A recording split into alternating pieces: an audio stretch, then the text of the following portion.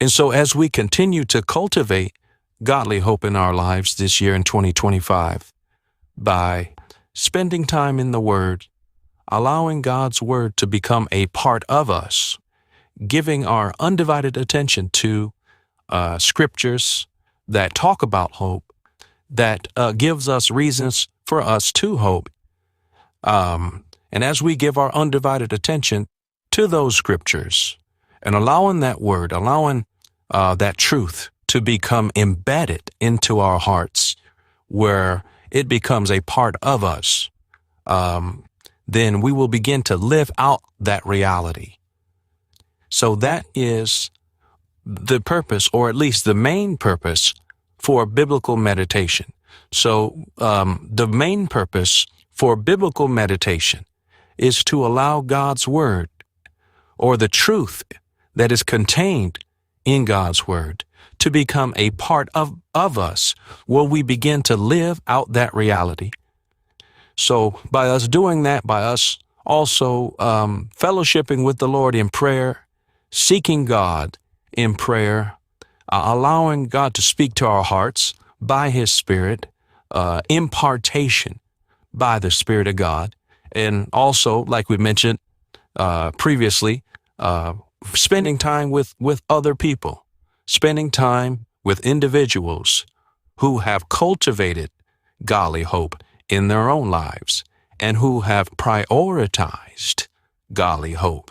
So by us spending time with those people, spending time around those people, there will be certain things that begin to rub off of those unions, from those interactions with those individuals, and we will benefit from those interactions. We will benefit from those unions. We will benefit from that fellowship. And then also, just by us writing those things down, writing down the things that we are to be hopeful for this year in 2025, writing down the things that we are earnestly expecting, earnestly anticipating, earnestly desiring from the Lord, writing those things down, putting those things before our eyes, giving our attention to those things, prioritizing willfully and deliberately prioritizing those things and putting those things before us, making a list, if you will, making a list of things that we know from an individual standpoint that we are to prioritize and that we are to earnestly expect, earnestly anticipate, earnestly hope for and desire in our lives for this year, 2025. So writing down those things, and then along with that, writing down the scriptures that guarantee us those things, where we begin to see ourselves walking in those things, where we begin to see ourselves operating in that higher reality.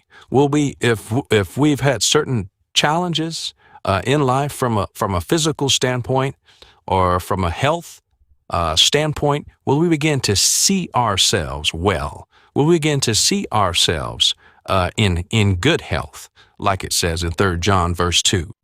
And then, so whatever situation, whatever circumstance that a person is facing, whether it's health related, whether it's in the area of finances and financial provision, you begin to see yourself with financial substance. You begin to see yourself with finances, with resources, where you can do the things that are on your heart, where you can begin to do the things that you believe God has called you to do, and for you to see yourself being a blessing to others. And so the purpose for us writing those things down and keeping those things before us is for those things to become a part of us, and we begin to see ourselves operating in those things. That is what earnestly expecting looks like. That is what earnestly anticipating looks like. We see ourselves operating in that reality.